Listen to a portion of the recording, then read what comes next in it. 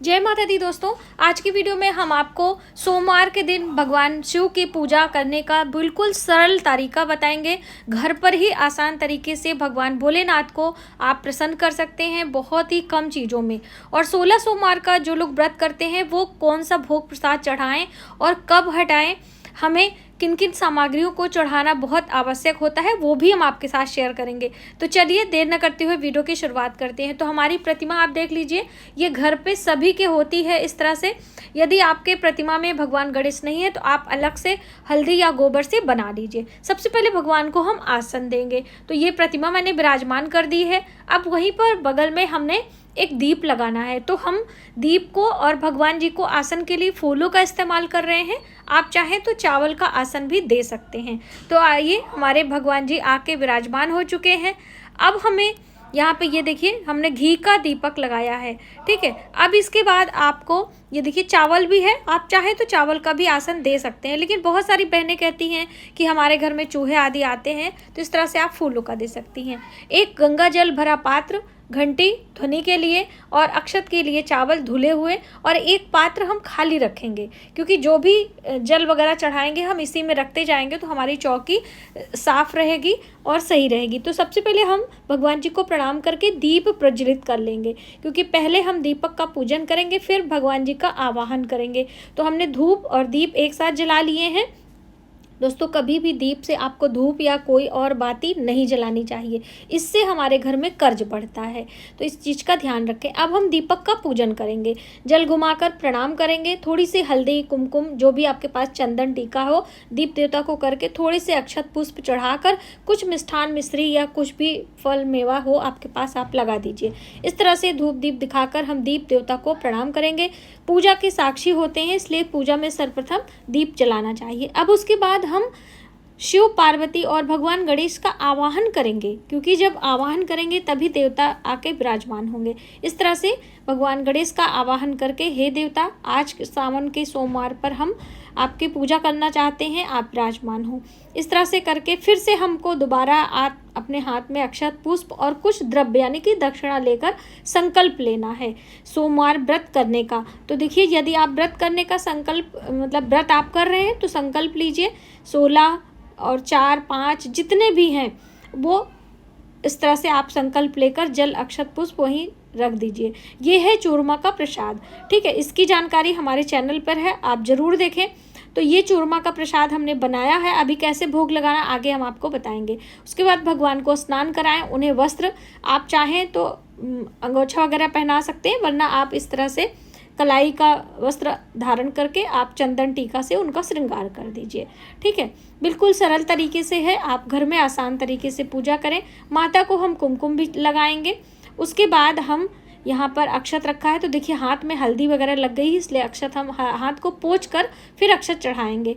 तो अक्षत चढ़ा दिया। आप पुष्प जो भी आपके पास है, सफ़ेद पुष्प, गुलाब का पुष्प, जिसका भी है, आप इस तरह से माला संयुक्त पहनाएं। माता पार्वती और भगवान शिव को सभी को इस तरह से चरणों में हम और पुष्प जो आपके पास है वो चढ़ाएं। भगवान गणेश को दुर्बा प्रिय है और दुर्बा हमेशा सिर पे चढ़ाई जाती है, तो भी आप वहाँ पर चढ़ाएं। अब देखिए, ये है बिलपत्र। तो सावन के महीने में बिलपत्र मिलना थोड़ा मुश्किल हो जाता है, लेकिन फिर भी आप प्रयास करेंगे तो मिल जाएगा। लेकिन चढ़ाने का तरीका ये देखिए, इसमें एक गांठ लगी होती है, ये देखिए इस तरह से जैसे है। अब इसमें ये पीछे गांठ है, इसे आपको तोड़ देना चाहिए। अब ये हमारा ये जो बिलपत्र है, इस पे हम हल्का सा तिलक कर देंगे तीनों पत्तियों पर। आप चाहें तो सिर्फ बीच में करें या ओम नमः शिवाय लिख सकते हैं। कैसे भी करके तिलक करके आप सभी पत्तियों को रख लें, 1 है 2 है जितनी भी है। इस तरह से मैंने ये 2 पत्तियां रखी हुई हैं, बिलपत्र की हैं। अब इसे हम चिकना वाला भाग नीचे और खुरदरा वाला भाग करते हुए ऊपर इस तरह से हम बिलपत्र चढ़ाएंगे, चाहे शिवलिंग पर चढ़ाएं। और ये देखिए दोनों हमारी खंडित है, इसका इस्तेमाल हम नहीं करेंगे। और यहाँ पर ये कुछ भांग वगैरह है वो भी हम रख दे रहे हैं। भगवान शिव को प्रिय है भस्म, तो ये हम भस्म ये थोड़ा सा ले लेंगे और भगवान शिव को इस तरह से भस्म चढ़ा देंगे। देखिए दोस्तों, यदि हम मंदिर जाते हैं तो शिवलिंग पर भी यही सब चीज़ें आपको चढ़ानी चाहिए। ये है इत्र, थोड़ा सा कॉटन यानी रुई में लगाकर हम इत्र पास में रखेंगे। यदि आपने वस्त्र चढ़ाया है तो वस्त्र में आप लगा दीजिए। और ये है जनेऊ, तो इस तरह से जनेऊ मतलब जब आप मार्केट से लाएंगे तो इस तरह से गांठ लगी होती है, उसे खोल लेना होता है।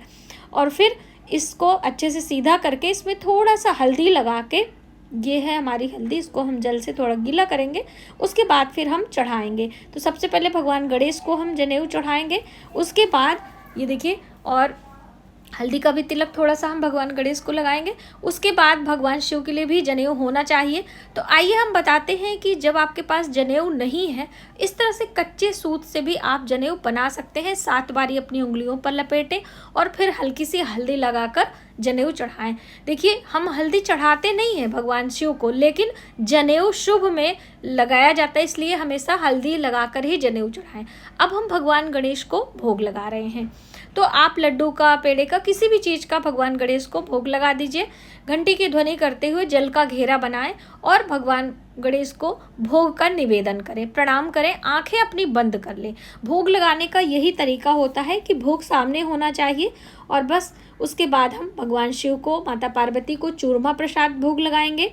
इस तरह से चूरमे का प्रसाद 3 लड्डुओं में होता है, एक गौ माता के लिए और एक घर के सदस्यों के लिए और आपके स्वयं के लिए। तो इसलिए 3 अलग अलग लड्डू मैंने बनाए हैं और इस तरह से प्रसाद सेम उसी तरह से जल का घेरा बनाकर आप सामने रखें, घंटे की ध्वनि करें और आंखें बंद करके आप वहाँ पर निवेदन का भाव करें। उसके बाद हम श्रृंगार की सभी सामग्री चढ़ाएंगे। आपके पास जो भी है, सिंदूर है, बिंदी है, चूड़ी है, आप चढ़ा दीजिए। अगले सोमवार को भी आप चढ़ा सकते हैं, ठीक है। अब उसके बाद श्रृंगार के बाद हम दर्पण दिखाएंगे देवी देवताओं को और फिर ये दक्षिणा अभी यहाँ पर है, हम रख दे रहे हैं। वैसे दक्षिणा अभी और फल वगैरह चढ़ाने के बाद फिर हम चढ़ाएंगे। ये है सिंदूर, तो ये देखिए, जैसे अभी आपके पास श्रृंगार नहीं है तो आप सिर्फ सिंदूर लगाकर ही माता का श्रृंगार कर दीजिए। अगली बार आपको श्रृंगार चढ़ाना ज़रूरी हो जाएगा। ये है फल, तो देखिए हमने श्रीफल लिया है और भी जो मौसम के फल हैं आप वो भी ले सकते हो। तो दक्षिणा पहले इधर हम कर ले रहे हैं, पहले यहाँ पर हम श्रीफल चढ़ा दे रहे हैं। और ये है लौंग इलायची। दोस्तों, अभी हमारे पास पान नहीं है तो हम सिर्फ लौंग, इलायची और सुपारी चढ़ाकर तांबूल अर्पित करेंगे। अब इसके बाद आती है बारी दक्षिणा की, तो यहाँ पर हमने दक्षिणा रख दिया है। अब सभी चीज़ों को देकर हम प्रणाम करेंगे। थोड़ी सी घंटी की ध्वनि आप हमेशा कर दिया करिए। और उसके बाद हम सोमवार व्रत की कथा सुनेंगे। यदि 16 सोमवार का है तो भी सुने, और वैसे आप सोमवार व्रत कर रहे हैं तो भी आप सुने, या सिर्फ पूजा कर रहे हैं तब आप कथा सुनने की ज़रूरत नहीं है। उसके बाद मंत्रों का जप करेंगे। तो देखिए कैसे जप किया जाता है, आइए थोड़ा सा हम आपको बता दें। ये सुमेरु है और आपके मिडिल फिंगर, बीच वाली उंगली पर माला को टिकाकर और इस तरह से अंगूठे से आपको एक एक मन का नीचे करते जाना है और मंत्रों का जप करते जाना है। नमः शिवाय, ओम नमः शिवाय, आप ओम नमः शिवाय भी कर सकते हो, ठीक है। तो बस ये रहा मंत्र जप करने का तरीका। मंत्र हमेशा ढककर और जप माली में रखकर करना चाहिए। अभी हम आप वीडियो बना रहे हैं इसलिए आपको दिखा दिए, वरना आप छुपाकर मंत्रों का जप करें। और माला कभी जमीन पे ना रखें, किसी पात्र में रखें। तो ये आपको पता चल गया।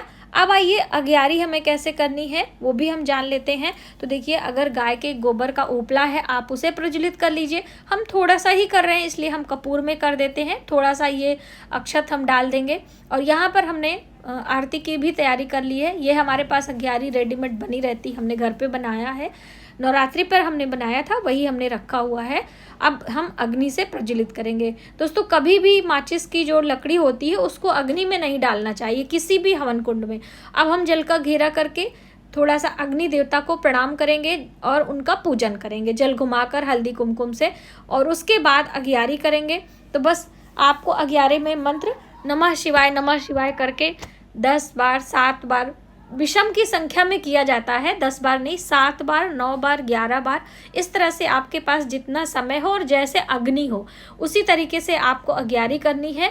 उसके बाद फिर आप जल का घेरा करके प्रणाम कर लीजिए। बस यहाँ पर अग्यारी समाप्त हो गई। सभी जितनी भी आहुति थी मैंने उसमें डाल दी है। आप चाहें अगर चौकी पर जगह है तो सामने रखें, वरना आप पास में भी अलग उठाकर भी रख दे सकते हैं, पूरे घर में घुमा भी सकते हैं। ठीक है, अब हम आरती करेंगे। तो आरती करने के लिए हमने कपूर की आरती ली है। अब उसके बाद घंटी की ध्वनि करते हुए आपको आरती करनी है। भगवान गणेश का सिर्फ आप ध्यान कर लीजिए, शिव जी की आरती करिए, फिर कर्पूर गौरम करुणावतारम की आरती अवश्य करनी है। इस तरह से करने के बाद हम इस तरह जल घुमाएंगे और पहले भगवान को आरती देंगे। ठीक है, ये भाव करते हैं, फिर से वापस जल घुमाएंगे, फिर आप स्वयं आरती लीजिए। दोनों हाथों में अग्नि का ताप लेकर अपने मुखमंडल पर हमें लेना होता है। अब परिवार के जितने भी सदस्य हैं आप उनको आरती दे सकते हो। इस तरह से आपके घर में बड़े बुजुर्ग हैं, आप आरती दे सकते हो। तो ये रही हमारी पूजा की प्रक्रिया। अब आगे क्या करना है आइए थोड़ा सा समझ लेते हैं। यहाँ पर जैसे कभी कभी धूप नहीं जलती है तो आपको इसे अग्नि में प्रज्वलित कर देना है, या अलग से कपूर में भी आप जला सकते हो। इसी तरह से यदि दिए की बाती बच जाती है वो भी आप कर सकते हो, लेकिन जब तक आपका दीप जल रहा है आपको इसी तरीके से चौकी हटानी नहीं है। प्रसाद आप हटा लीजिए। ये चूरमे का प्रसाद है, मैंने आपको पहले ही तरीका बता दिया है। और ये प्रसाद संध्या को खाना है। यदि आप सुबह चढ़ा रहे हैं तो संध्या के समय खाएं, और यदि संध्या पूजन कर रहे हैं तो संध्या को भी चढ़ा सकते हैं, सुबह यदि आप ऑफिस वगैरह जा रहे हैं तो। एक प्रसाद आपको गौ माता को देना है, एक में पूरे परिवार के लिए प्रसाद पूरे परिवार के लोग खाएंगे, और ये लास्ट वाला आप स्वयं खाएंगे। बस यही एक प्रसाद खाना होता है। इसके अलावा आप फल वगैरह ले सकते हैं, अनाज में कुछ और नहीं खाना होता है। ये 16 सोमवार व्रत करने के नियम के अंतर्गत आता है। यदि आप 16 सोमवार का व्रत नहीं कर रहे हैं, सिर्फ सावन का कर रहे हैं, तो आप भोग प्रसाद लगाकर सिर्फ जैसे फलाहारी चीज़ें ही आपको ये लेना चाहिए। बाकी जैसे लड्डू का भोग आपने लगाया, ये घर में बच्चों वगैरह को आप दे सकते हैं। ये जो जल आपने यहाँ पर रखा है ये आप पूरे घर में छिड़क कर बाकी बचा जल गमले में डाल दीजिए, और दीपक यहाँ पर जल रहा है यहाँ पे जलने दीजिए। हल्का सा हाथ से आपको ये जो चौकी आपकी है भगवान जी की तस्वीर है, हल्का सा हिला दीजिए। ठीक है, बस उसके बाद हम क्षमा प्रार्थना करेंगे, लेकिन क्षमा प्रार्थना हिलाने से पहले ही कर लीजिएगा दोस्तों। जैसे कि भगवान से हमें जो गलती हुई है, जो कम या अधिक हमने पूजन अर्चन किया है, वो सब स्वीकार करें और हमारी पूजा को करके हमारी मनोकामनाएं पूर्ण करें, ये आपको ज़रूर बोलना है। और ये है दक्षिणा, और ये श्रीफल है। तो श्रीफल ये मैंने सिर्फ चढ़ाया है, भेंट किया है, तो फल के रूप में आप तोड़कर इसे खा सकते हैं, प्रसाद के रूप में ले सकते हैं। कलश वाला जो श्रीफल होता है वो तोड़ा नहीं जाता है, वो विसर्जित किया जाता है। दक्षिणा आप रखते जाएं, जब उद्यापन करेंगे तो ये दक्षिणा आप पंडित जी को भेंट में दे सकते हैं। ठीक है, ये जो चंदन वगैरह गीला हो जाता है दोबारा इसे इस्तेमाल नहीं किया जाता है। और बाकी बर्तन वगैरह मांजकर शाम को फिर से वापस आपको सभी ये चीज़ें फिर से लेकर पूजा करनी होती है। जैसे यदि आप सुबह शाम दोनों समय कर रहे हैं तब आप चौकी ना हटाएं, संध्या के समय भी पूजा